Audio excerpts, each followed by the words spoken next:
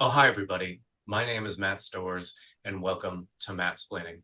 On today's episode, I have an expert on who I'm very excited to talk to.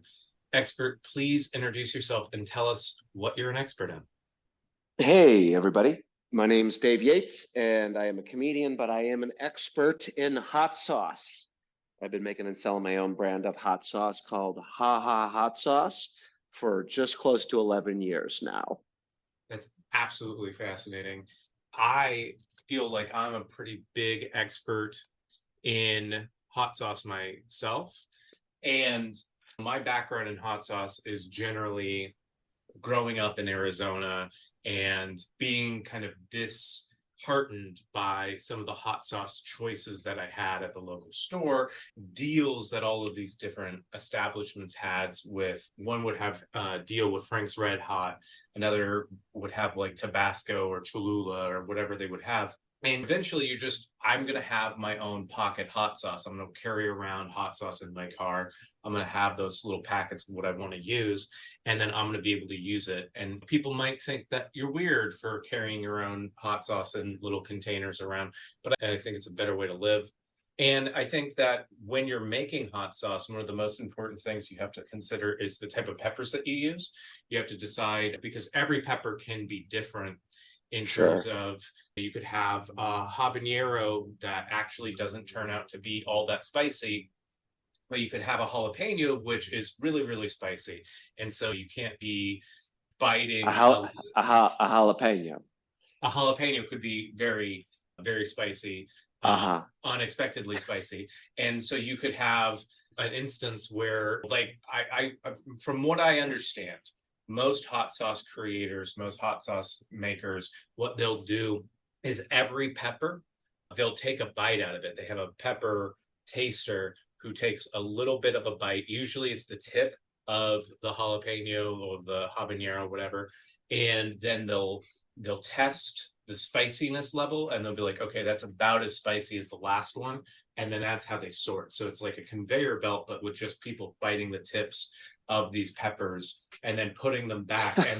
And then somebody down the line, they have scissors because obviously like that's not sanitary. If you're Of gonna make course not. Yeah, No. yeah. And so they take scissors that have been sterilized and they chop the part that was bitten, and then that gets discarded. Some places, you didn't hear it from me, but they actually use those discarded tips and they make some lower quality hot sauce, usually like stuff that would go into like pepper spray and stuff like that. It's usually actually the discarded tips that they use to make those sprays and those defense items.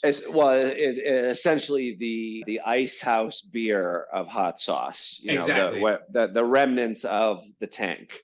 Exactly. It is the dregs of the tank. And I think a lot of people also never really consider the importance of the vinegar that is used to make the hot Sure. sauce. So some people swear by apple cider vinegar, some people want distilled white vinegar, but other people they swear by their wine vinegars. Yeah. Their wine vinegar hot sauces. And what they'll do is some people, this is not something that I'm a big fan of myself, but they'll use the peppers and they'll pickle the peppers in whatever vinegar that they like. And then they might cook with the peppers, they might do something with The the peppers. the Peter Piper method. The Peter Piper method, exactly. And so then they take the juice from the brine and that's their hot sauce going forward. So no Hmm. reduction, no changes or anything like that. The peppers go off one way, and they're just literally drinking the brine, using that brine as a hot sauce. And I think that's actually the original method of how Tabasco was actually made, which was they had peppers, but they're like, no, this is too good. We got to take out the effectiveness and the spiciness of these peppers. Don't blend them up and make something concentrated and good. Let's just have the essence of the peppers that were in it. It's kind of like it's a very holistic very wellness, mindfulness Very approach, a spiritual approach. a spiritual approach to spicy hot sauce. Of the remnants, there was one dollop, there was once a pepper in this vinegar, because usually with these vinegars, what they'll do is then add it back to a big vat of just red wine vinegar, if that's what they're using. I And mean, so aren't we all just peppers and vinegar when it comes down to it? there has been a couple of theories that I've read that I've felt pretty strongly about the pickling as we age and as you become more refined in your flavor profile. But I'm still kind of on the fence on what type of vinegar I've been submerged in or sustained in. So I'll get back to you on that. Now, based on what you've heard so far, about how much of that was accurate? Um, yeah, you had a couple points that you made that weren't too far off, but the rest of it, if we're talking about on a scale of hot sauce to bland hot sauce, you gave us all a Frank's Red Hot of Okay. knowledge. Okay. Very colorful, very flavorful, had a lot of character, but not a lot of heat. Not a I lot of see. heat. You're coming with a knowledge of the hot sauce. Okay. And I would say on a Scoville scale of, let's say, a green chili, a sweet bell pepper, maybe. Let's say a sweet bell pepper is 0 Scovilles, Okay. and a Carolina Reaper, which is what I use, which is 2.1 million Scovilles. I'm going to say you're sitting at poblano, with it, Okay. which is 1,000. Uh, Okay, fantastic. I was hoping for 1,000. Poblano is one of my favorite you're, peppers. very tasty, but Thanks. not hot. Very No, no, tasty, but not hot. Which that's the Matt stores I love. Very tasty, not spicy. thank you. The funny part about it is, it's like everybody that asks about hot sauce, they know now more than they used to the Scoville scale. And one of the problematic things that you said, which will probably send hot sauce connoisseurs a reeling, is that a jalapeno is hotter on the Scoville scale than a habanero. And Mm, to give you some numbers, a jalapeno is about roughly, and again, it depends on climate and size and things like that, is about 5,000 Scovilles. Now, again, measuring from 0 to pepper spray would be 5 million. A mm. habanero is actually 300,000 Scoville units. Okay, I believe that man's name was Henry Scoville, if I'm not I mistaken. believe that's right. Uh, Yeah. yeah, the inventor of the Scoville scale. It's it's one of those things where there's so many. Oh, excuse me, it wasn't Henry. It was Wilbur Scoville, which is, Oh, I yeah, think, a much much better better name. name. Yeah, Scoville scale. He's a pharmacologist, 1912. It's what people want to know about my hot sauce, and like hot sauce in general. You are not wrong. It is very important to have a pepper choice. I mean, that's what makes hot sauce hot. But it's such a well-known thing, the Scoville scale, and what peppers fall on, that someone's abuelita is not sitting in a factory nibbling on peppers as they go by. A pretty, That's it's yeah, it's a pretty general common knowledge at this point. that's unfortunate. I mean, the more traditional methods are. I feel for a society that does not have this conveyor belt of grandmothers nibbling on peppers to test them. It's a beautiful thought. Yeah, I'll give you that. It's a very tasty thought, not very based in spice. I mean, and also too, you brought up Tabasco. Tabasco's main thing was they only use three ingredients: the distilled vinegar, the Tabasco, red Tabasco pepper, and salt. And the story goes is there was a man named Ed, I think it's pronounced McElhenney, Mhm. and he used to be a banker, and then he was given seeds by a Confederate soldier of the Mexican Tabasco pepper, and that's how he started making hot sauce. Oh, wow. Yeah, so the South might rise again if that information gets leaked. Well, yeah, and also there's the potential that how you're using an unconventional method of warfare by making everybody fall in love with hot sauce. how did you get into making hot sauce? What kind of brought you to it? It was quite accidental. I was living in central Illinois and I was growing produce on my patio in buckets, and I bought a ghost pepper plant and didn't know what to do with it. So I grew it, and it was successful, but like a ghost pepper is just, it's too hot to eat. It's about 1 million Scovilles. And so I said, well, I'm gonna teach myself how to make hot sauce. I'm a guy that likes to teach himself how to do things. So I read recipes and watched videos online, and I came up with my own recipe. I was like, well, I like this, I don't like that. And it was just for funsies, and people really enjoyed it. But I didn't think it was hot enough for me. So I upgraded to the Carolina Reaper, which is on average 1.5 to 2 million Scovilles. And I kept the recipe the same: the orange pear, apple cider vinegar, aroma tomato, sweet onion, garlic, olive oil, sea salt. And then I used the Carolina Reaper instead.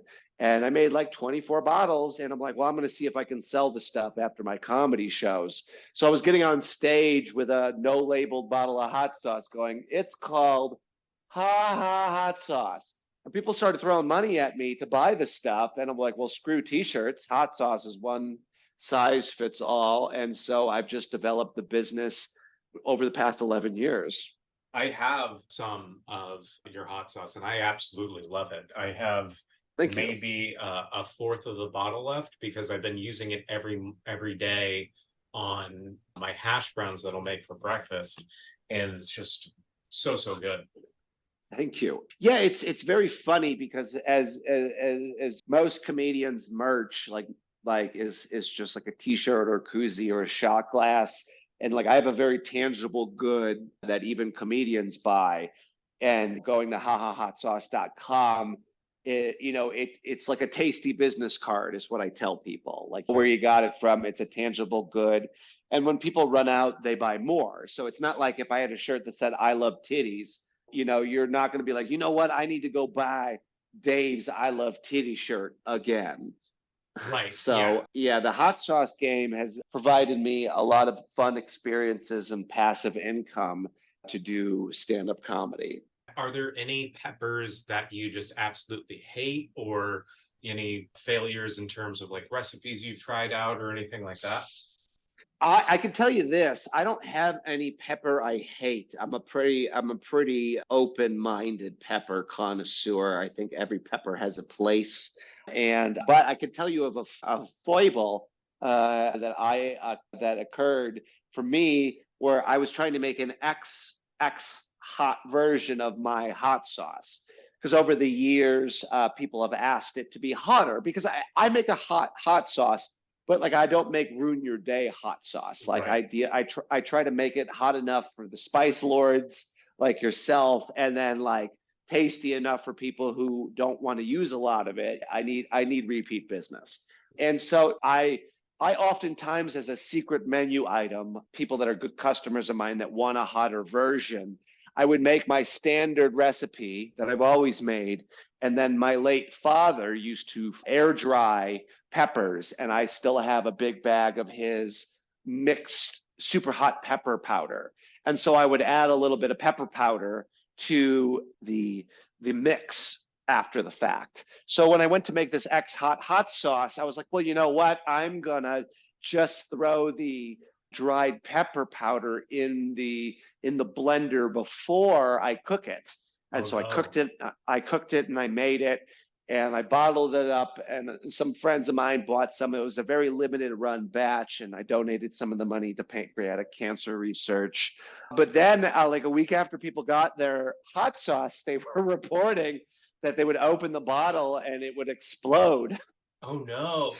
like a hot sauce money shot. And granted, luckily, these are just my friends. Yeah. So I had to send emails to people to open their hot sauce carefully because the fact that I put the dried pepper powder in before cooking it created some kind of reaction inside the bottle where it gave off gases. And so releasing the gases when you opened it, almost like a carbonation of a bottle Yeah. being shook, was blasting my dear friends with hot sauce Oh, delight. that's one way to clear your sinuses, I'd say. Oh yeah, another way to and another way to catch a case by sending your friends into Yes. a state of blindness. Yeah, absolutely. Very, very dangerous. Hope you have a lot of friends with glasses. Fantastic. Dave, this has been so insightful and so interesting. If people wanted to learn more about you or wanted to learn more about your hot sauce or hot sauce in general, where would you recommend that they look? Sure, you can follow me on social media. My name is Dave Yates, and I'm on everything at Yates Comedy, Yates Comedy. And there is a link to purchase hot sauce and watch my comedy. And then you could also follow at Haha Hot Sauce on Instagram if you want to just follow the hot sauce and not my comedy. And if you want to learn more, just send me a message. I'm always happy to teach people how to make their own hot sauce. And it's always fun to watch people find a new hobby and then turn it into a business. Thank you so much. I really, really appreciate you spending your day with me, and I hope you have a great rest of your day. No worries, Matt. Thanks for having me. My name is Matt Stores, and this has been Mattsplaining. Quick shout out to Ryan Lawson, who made the theme music for Mattsplaining. He's part of Beat Blender Studios, which can be found at Beat Blender Studios on Instagram and TikTok. Or if you're in the market for some amazing music, you can contact him directly at beatblenderstudios@gmail.com.